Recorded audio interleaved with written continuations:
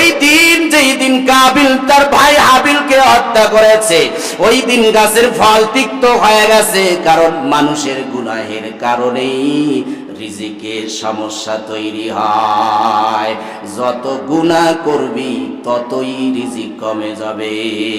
খোদার কসম করে বলি, যত গুনার কাজ হবে তত রিজিকের দরজায় তালা লাগবে। কথা ঠিক না বেঠিক? ওই দিন থেকে পানি তিক্ত হয়ে গেছে, লবণাক্ত হয়ে গেছে, ভিন্ন পৃথিবীর রং পাল্টে গেছে। আদম আলাইহিস সালাম চলে আসছেন হজ্জে বাইতুল্লাহ আদায় করে। কি ব্যাপার? পৃথিবীটা কেন কেঁপে উঠলো? পানি কেন লবণাক্ত হয়ে গেল? সব খাবার কেন স্বাদহীন হয়ে গেল? স্বাদ কেন নাই? অবশ্যই পৃথিবীর ভিতরে কোনো অঘটন ঘটে গেছে। বাড়িতে আইসা জানতে পারলো তার সন্তানকে হত্যা করা হয়েছে। এই সন্তানের বিরহ বেদনায় 1 বছর আদম আলাইহিস সালাম হাসেন নাই। এবারে কাবিলকে জিজ্ঞাসা করা হলো, হাবিল কোথায়? কয় তার দায়িত্ব কি আমার নাকি তাকে সংরক্ষণ করার, হেফাজত করার? আমি জানি না। আদম আলাইহিস সালাম বুঝে ফেললো তার সন্তানকে হত্যা করা হয়েছে।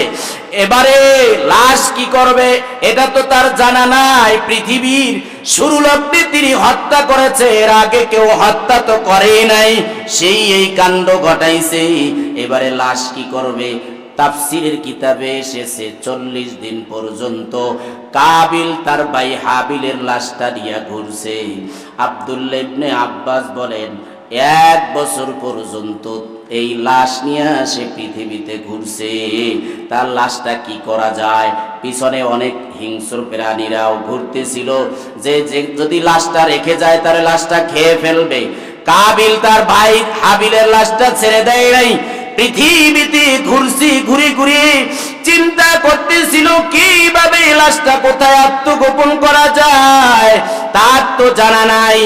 আল্লাহ তাআলা একটা কাক পাঠায় দিলেন, আল্লাহ একটা কাক পাঠায় দিলেন। 2টা কাক আসলো জমিনে, 2টা কাক এসে মারামারি করে একটা কাক মেরে ফেললো আর একটা কাকে।